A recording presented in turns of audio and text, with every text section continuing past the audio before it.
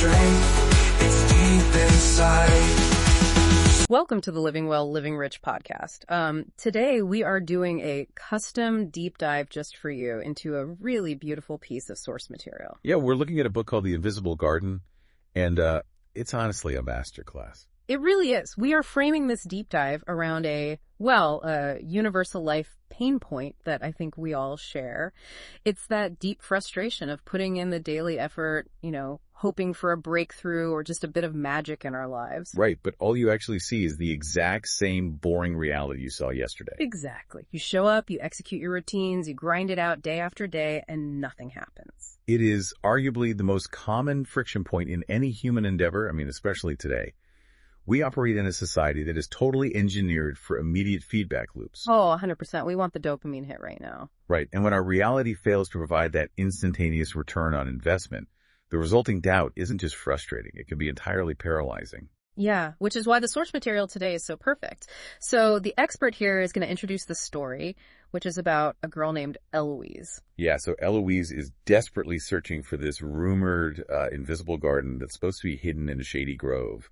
And her narrative is really going to serve as our map today for solving that exact pain point you just mentioned, feeling totally stuck in the ordinary. Okay, let's unpack this because the setup is so immediately recognizable to anyone who has hit a wall. So Eloise steps off a paved path into this grove, and she does this every single evening. Right, this isn't some casual hobby for her. No, not at all. She has a deep, deep desire to see the extraordinary. She is deeply committed. But the grove, it just remains silent and still. Day after day, it's just dirt and trees. She's putting the physical repetitions, right? She has the intellectual desire, and she conceptually believes in the goal. Yet she's trapped in this void of validation. And then during one of these really frustrating visits, she meets an older man tending a single rose bush. Mr. Whittle? Yes, Mr. Whittle. And the book is very deliberate about describing him. Simple clothes and hands that are, deeply roughened from years of chronic physical work in the soil. Which is such an important detail. It shows that his knowledge wasn't acquired theoretically in a classroom. It was earned through friction and time. Exactly. So he tells her that she must learn how to see the garden. And Eloise actually argues back. She pushes back and says she has believed for a long time. And you can't blame her? I don't. I completely align with her reaction. It's like going to the gym for 3 days, checking the mirror, and getting frustrated that you aren't an Olympian yet. That is the perfect analogy. Right. If I'm building a business and putting in the hours and someone tells me I just need to learn how to see the success, that feels a bit dismissive. Yeah, it sounds like a platitude. But what's fascinating here is how Mr. Whittle responds. He highlights a profound distinction. He tells her, belief is the first step, but it is not enough. Ooh, I love that. Yeah, he says, you have walked this grove every day, but you need faith that can move your heart to see what lies beyond sight. So belief is just the passive acceptance of an idea, but faith is active. Exactly. Faith requires action, recalibration, and endurance, specifically when the visual evidence is completely absent. So he gives her a very specific prescription to follow. Right. He hands her a packet of seeds, the seeds of the invisible garden, and the directive is 3 parts. 1, plant them with care. 2, water them with hope. And 3, which is the absolute hardest part. Waiting. Yes, the waiting. He tells her to wait. And that waiting phase is where active faith is actually forged. The narrative doesn't gloss over how agonizing this is for Eloise. Not at all. She does everything right. She buries the seeds near a mossy stone. She pours water drop by drop. She even sings soft songs and imagines the green sprouts coming up. She's doing all the mindset work, visualizing the success, actively regulating her nervous system. Yeah, she is basically doing everything the modern productivity gurus tell you to do. But here is where the climax of frustration hits, and it hits hard. Nothing changes. Absolutely nothing. The soil is totally undisturbed, and this is where the creeping doubt sets in. She almost gives up entirely, and I think, for you listening, we've all been in that exact moment. You want to quit because you don't see immediate results. Oh, the doubt carries so much cognitive weight. You plant the seeds of a new career or a relationship or a health routine, and the metrics just flatline. Yeah, your brain immediately tells you that the system is broken or that you just aren't good enough. And that leads Eloise right to her breaking point. She's depleted. She's ready to just accept that the ordinary, unmagical reality is all there is. Which is exactly where most people abandon their goals, right in that quiet valley before the breakthrough. But right as she's about to walk away, Mr. Whittle returns. Yeah, and he brings this warm, inviting lantern right at her lowest moment. And he delivers this crucial piece of wisdom. He says, "The garden reveals itself when faith outweighs doubt." I really want to highlight that. When faith outweighs doubt, he doesn't say you have to completely eradicate doubt. Right, because eradicating doubt is impossible. You just have to tip the scales slightly. But how? I mean, how do you actually make your faith stronger than the doubt when you're staring at an empty patch of dirt? Well, Mr. Whittle initiates this profound sensory shift. He doesn't tell her to just stare harder at the dirt. Because her vision is just reinforcing the failure. Exactly. So he tells her to close her eyes. He tells her to take a deep breath, listen to the crickets, and actually feel the cool earth beneath her feet. It's basically a massive cognitive reset. It's like turning off the constant noisy notifications on your phone just to finally hear yourself think. That's exactly what it is. We are such visual creatures, so when our eyes see nothing, we panic. He forces her to rely on secondary data streams to downregulate her frantic nervous system. Okay, and here's where it gets really interesting. The big reveal.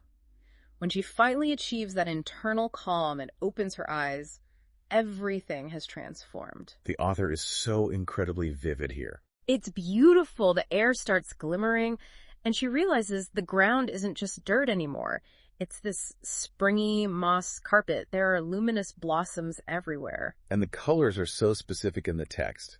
Moonlight white, starlit purple, dawn pink. Yes. And the dawn pink actually emits a physical warmth. Right, and it shows that the environment hadn't magically spawned these things out of nowhere. Her perceptual capacity had just finally expanded enough to see what was always there. Wow. And it culminates in this really emotional peak where she touches these petals that are so fine they feel like they can float on her skin. And then the hummingbird. Yes, the hummingbird made of light. It hovers right before her. Its wings beat like tiny stars, and then it just vanishes in a sprinkle of glowing dust. Which kind of begs the question, right? Like, why does it vanish? You do all this work, you suffer the plateau, and then the reward just disappears. Well, it represents the transient nature of profound insight or a flow state. It isn't a permanent acquisition. You can't put the hummingbird in a cage. Oh, that makes a lot of sense. Yeah, it's the reward of mindfulness. You only get to witness it when you are fully present. That fleeting nature is what makes it so valuable. And it reframes the whole goal. The goal isn't to live in a perpetual magical state. It's about developing the capacity to access it. Which brings us to Mr. Whittle's final instruction. He tells her she has an imperative to share it. Right. Don't hoard the experience. Exactly. She cups these glowing lilies, realizes her doubt is completely melted away, and promises to tell others that, quote, faith opens doors to places seen only by the heart.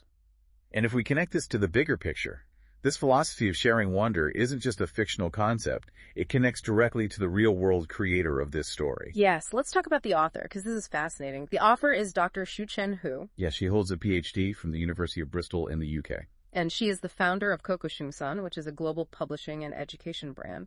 This specific book comes from their Kokoshungsan Kids imprint. And isn't it amazing how a story about a magical healing garden connects directly to a real-world herbal pharmacy? It's such a brilliant parallel.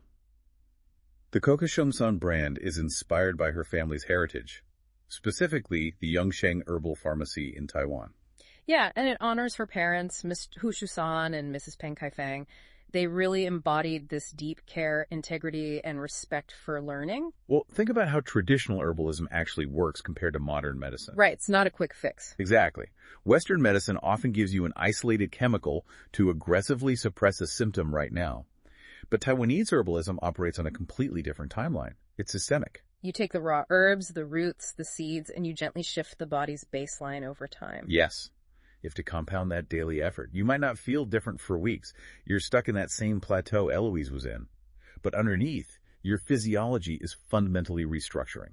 So Mr. Whittle is basically an herbalist of the human spirit. That is exactly what he is. He hands her seeds and a regimen of patience. And this ties perfectly into their educational philosophy, what we could call the Kokoshungsan approach. Right. Their whole approach is that knowledge should be simple, clear, and meaningful. Yeah, learning doesn't need to be this overwhelming flood of data. Because if you overload a student, they just shut down, just like visual overload in the Grove. Small ideas, understood clearly, create lasting change. That's the Coco Chung-san approach in a nutshell. They use stories like this because narratives bypass our defenses and let us experiment with new mental models. So what does this all mean for you listening?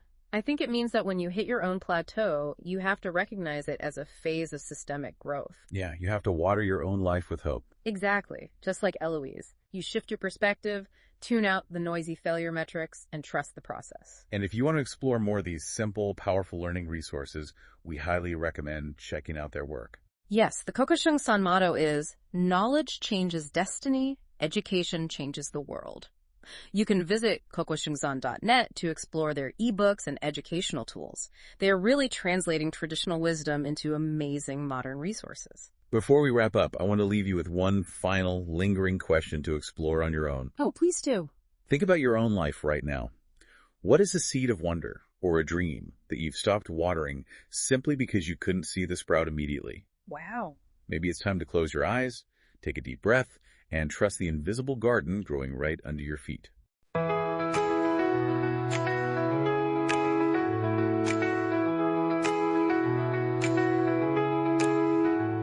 When the winds are strong and the road is steep, hold your ground, don't accept defeat. In the face of doubt, let your spirit rise. You have the power to touch the skies. You are unyielding, the beacon of light. Break through the shadows, conquer the night. Stand firm, let your courage be your guide. You have the strength, it's deep inside. When the journey's tough and the path unclear, keep pushing forward, cast away your fear. Every step you take brings you closer to your dream. Believe in yourself, you're stronger than you seem. You are unyielding, a beacon of light.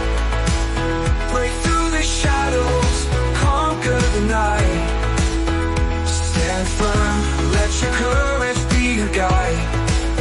You have the strength, it's deep inside.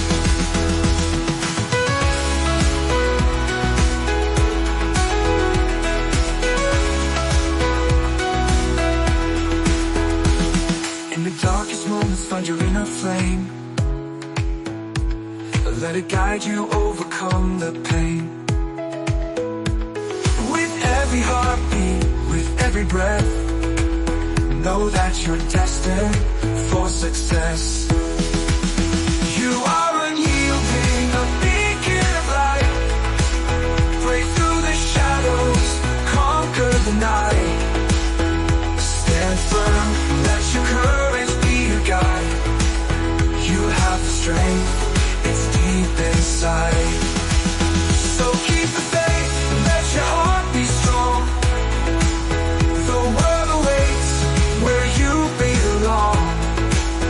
With love and hope, you'll find your way.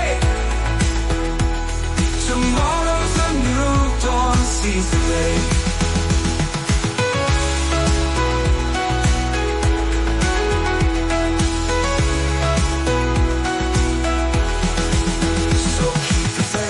Let your heart be strong.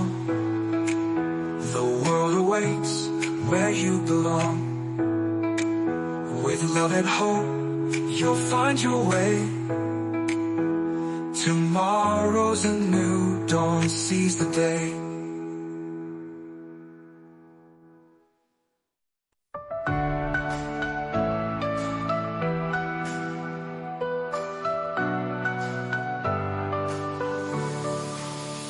When the winds are strong and the road is steep, hold your ground, don't accept defeat. In the face of doubt, let your spirit rise. You have the power to touch the skies. You are unyielding, a beacon of light. Break through the shadows, conquer the night. Let your courage be your guide. You have the strength, it's deep inside. When the journey's tough and the path unclear, keep pushing forward, cast away your fear. Every step you take brings you closer to your dream. Believe in yourself, you're stronger than you seem. You are unyielding, a beacon of light. Break through the shadows, conquer the night. Stand firm, let your courage be your guide. You have the strength, it's deep inside.